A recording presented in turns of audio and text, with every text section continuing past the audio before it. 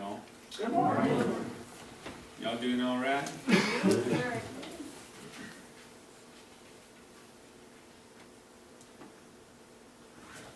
Luke chapter 9, verse 23 says, "Then he said to them all, if any want to become my followers, let them deny themselves and take up their cross daily and follow me." The word of God for the people of God. Thanks be to God. Peace be with you. And also with you.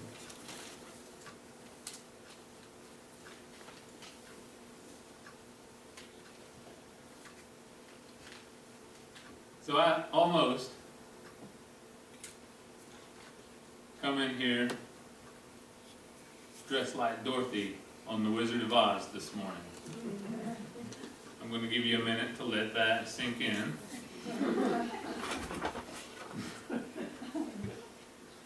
Can you imagine Dorothy with a beard? I get a little tickle myself, but so I figured I would use my daughter's toy as a visual reference for us. Maybe she won't get too mad at me. So the other day when Pastor Kelly asked me if I wanted to preach, Becca happened to be playing with this doll from The Wizard of Oz. And Jess had just been telling me that Hannah and her had watched the remastered version of that on television. So that yellow brick road kept popping up. And that got me to thinking.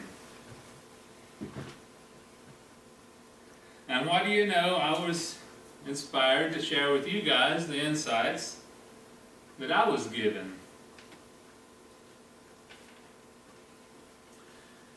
Here lately, I've been doing an in-depth study on sanctification and what it means to me as a Christian and how I can apply that to my daily walk. Have you ever found yourself on the backside of an important decision without any further instructions? Did you ever ask yourself, well, now what? Where do we go from here? Becoming a Christian can be somewhat disorienting. For some people who are new to it, like Dorothy, you can find that you've landed in a totally new world. A world that's filled with wonder, excitement, new rules, and yes, even danger at times. Here we are on the other side of the rainbow, just like Dorothy found herself landed in the strange land of Oz. Both we and she have endless possibility in front of us. We all have a journey or a road that we need to travel. Just like Dorothy in the film, we have a choice to make. What's next? Do we continue doing what we've always done? Is what we've always done been enough? Or just good enough to make the grade? You see, Dorothy and her friends had to go down a pathway that caused them to think and use their various gifts and talents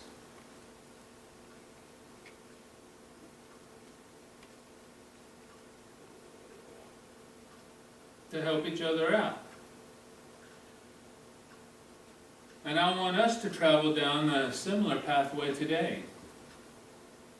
It's up to us to follow that path. We have the freedom to stand still. We have the freedom to wander off into the woods.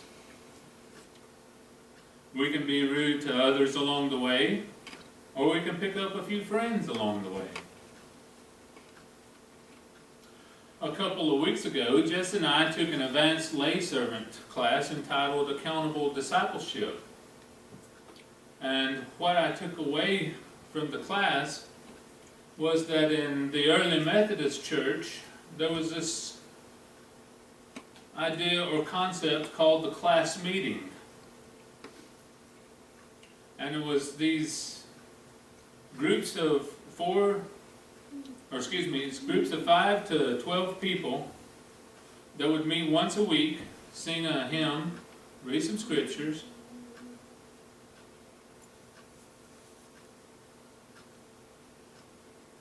and then they would talk together. They would each talk together and share how their walk with God was going.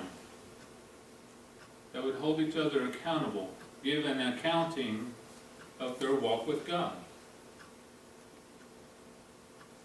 So, let's do a personal exercise and take a moment to think about a few questions.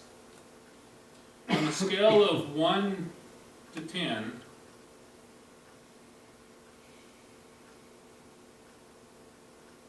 how is it with you and God? 1 being not so great, I'm a little bit aggravated with God right now, I don't understand what His plan is. And 10 being, I'm about to step into heaven with God.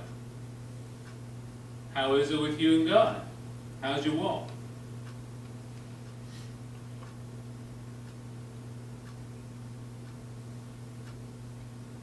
For me right now, I'm sitting about a 6 to 7. I'm feeling pretty good with God.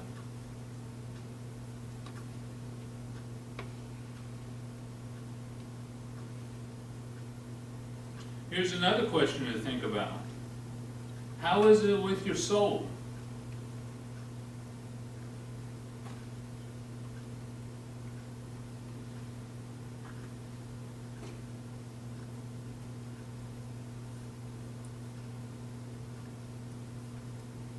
And here's a question I want to ask that causes you to think about your personal walk. This is one that Jessica and I have been asking each other to hold each other accountable.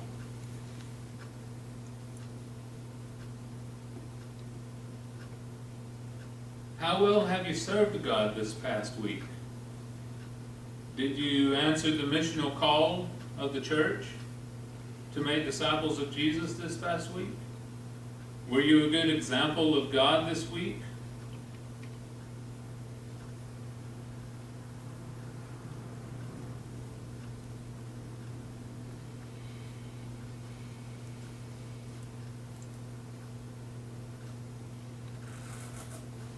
Sometimes I mess up on that one. It's all part of being a human being. It's all part of trying, learning, and growing.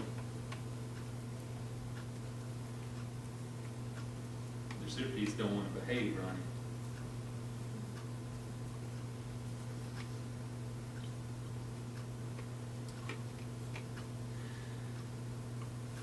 Sometimes along our journey we're tempted to say, give it all up. Let's just throw in the towel. It's no use. Why even bother anyway?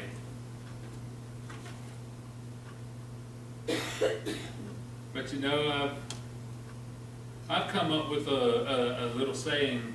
For me, it's every journey that has a beginning, it has a destination. You know, we may not always know where the destination is, but the destination is still there. And we can sometimes even choose the destination. And we can change it along the way if need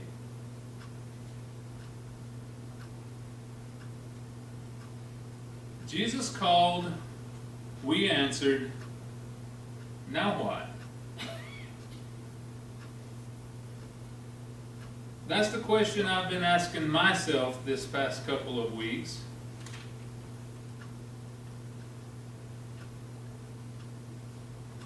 Is it enough to just show up on Sundays? Is it enough to just put a little money in the offering plate as it comes by?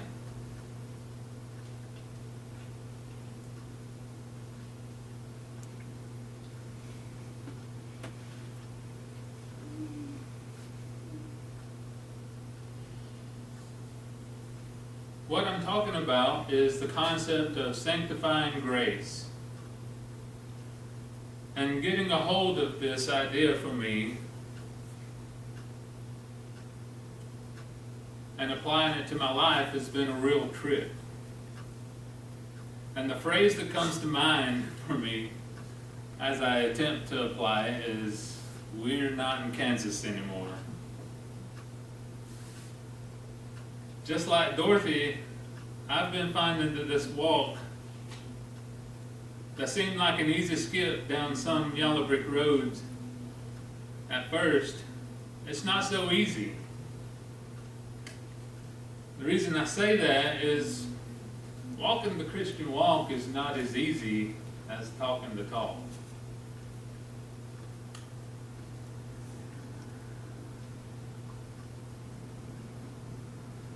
I'm not saying that I haven't been trying.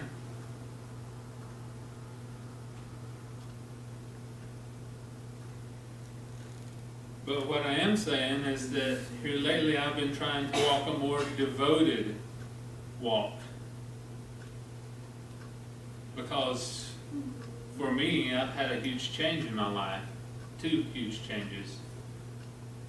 I've got 2 little reflectors in my life. And they let me know all the bad words that pop out of my mouth. Oops. I don't want them saying those things in church. And if I wouldn't want them to say them in church, then why do I say them in front of them? Well, doggone it, I need to be thinking about how I'm talking. So, can you see where I'm coming from? It's a little bit harder to walk the walk.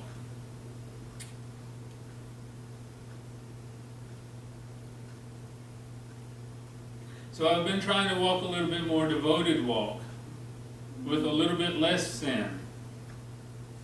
And I know that that word is not as popular now as it used to be. But let's face it, whenever we live in God's house, we got to go by God's rules. And God don't like sin. He's very clear about that in the Bible. He don't like us to use foul language. He wants us to use good language. So that being said, we're off to see the wizard, the wonderful Wizard of Oz. You know, Aristotle said, the more you know, the more you know, the more you know you don't know. And I'm learning that that is proven to be true, especially when I am trying to apply this concept of sanctifying grace into my daily walk. I figured in order to apply it better, I needed to understand what the word sanctify means. So I consulted Mr. Merriam-Webster to see what they had to say about it. And they told me that it was a verb, or something that you do. Like love. Love, we think of mostly as a feeling. But love is a verb. It's something you do. Love is an action. We do love. And love, the feeling, follows. Especially in relationships. So, to sanctify is something that I do. Got it. So to set apart to a sacred purpose or a religious use, consecrate. To free from sin or purify. That's pretty heavy meaning, to live a sanctified life. So if I'm to bring that into my life, I need to get rid of the sin. Or the things that God disapproves of.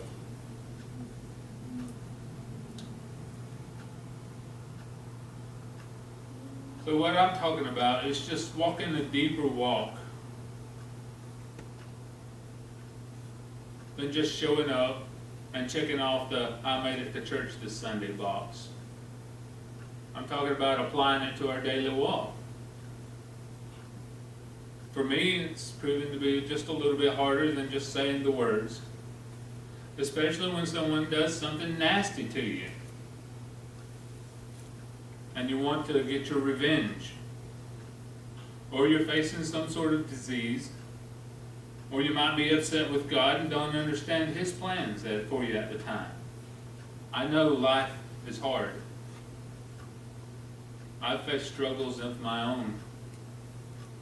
I went through a time in my life of total abandonment. And if it wasn't for this church, I would still be walking down that road alone. But you guys showed me the light of Christ again, and thank you for being there.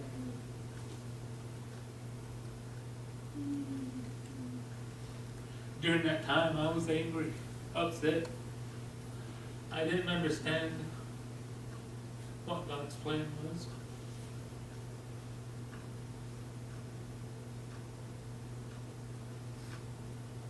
I get it.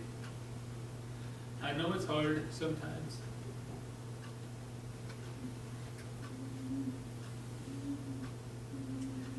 But, you know what?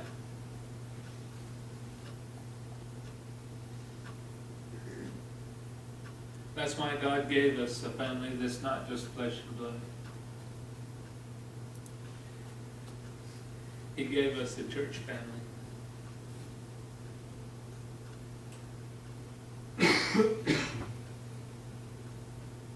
Just like those old-fashioned class meetings, just like Dorothy and the folks she picked up on her walk, we have this living and breathing community that can come together and support each other. Whether that's to help each other escape the wicked witch of the West, or to hold each other accountable as walking, talking representatives of God. We can help each other grow in the Spirit and also in our emotions.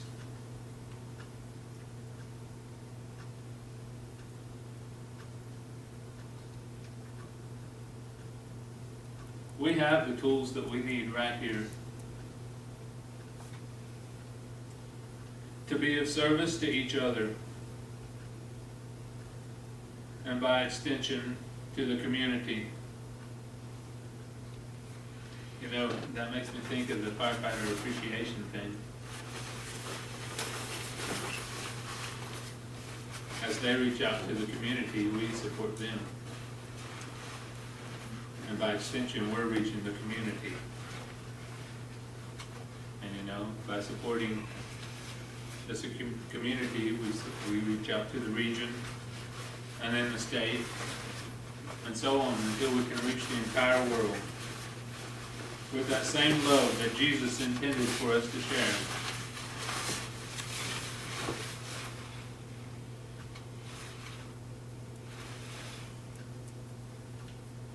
You know, sometimes I hear people coming down on the younger generation.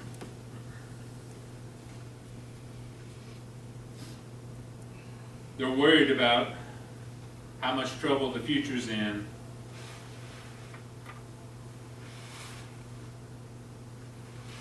That things like, I don't know what the world's coming to.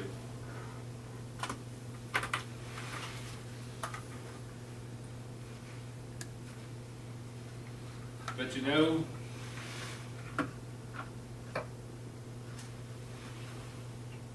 I believe that this younger generation has more potential than ever before. I believe that this younger generation is looking to us older generations for some authenticity. And sometimes I think they struggle to find it. I think they want to see us walking the talk that we talk sometimes.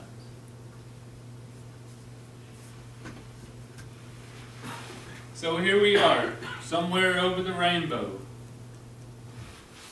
The only difference is we don't have the shiny red shoes. And thank God, I don't think I could walk in them anyway. would break my neck.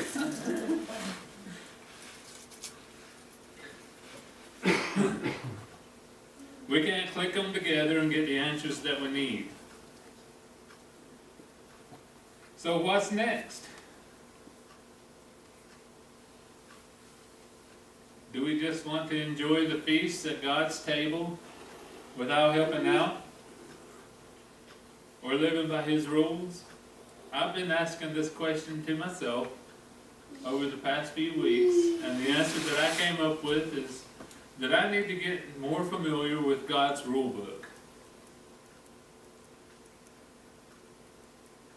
God gave us the guidance system, but we have to take that time to get familiar with it.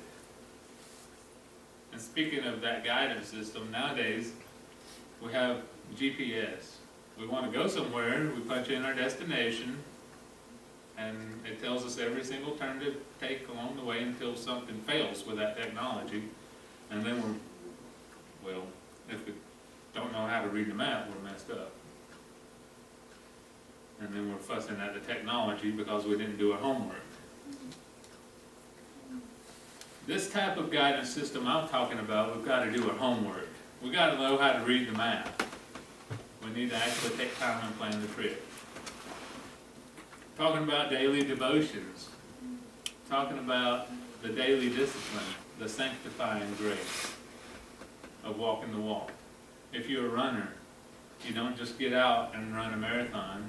You get up and practice each day. If you're a hiker, you don't just get up and walk the Appalachian Trail.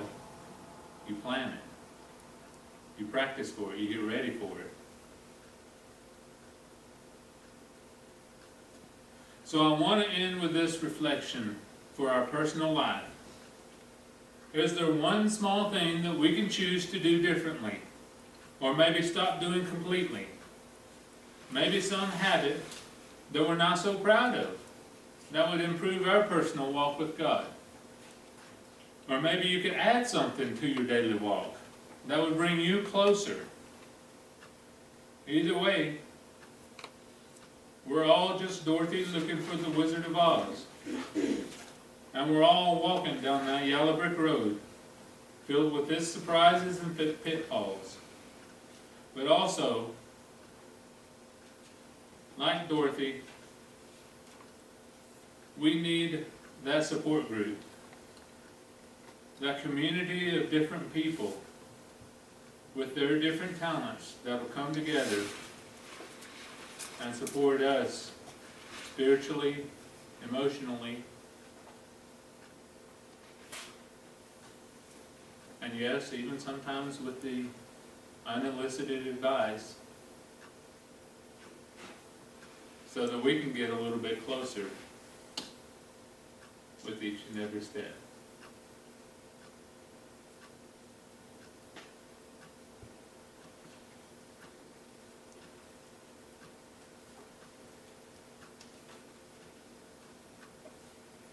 That's what God gave me.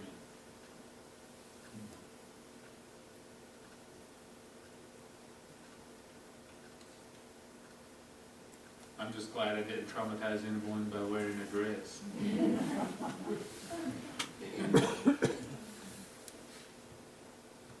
That's all I have, folks. Now do our hymn of response, I surrender all.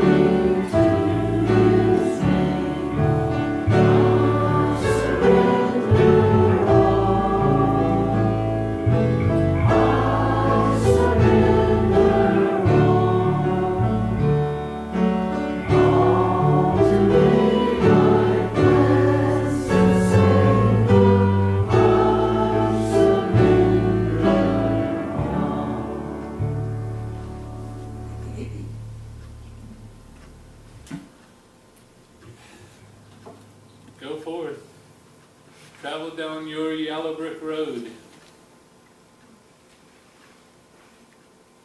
Don't be afraid to accept the gifts and talents of those around you. And don't be afraid to share your gifts and talents with those around you. Because we all need each other as part of being a community. And in that way we can reach the world.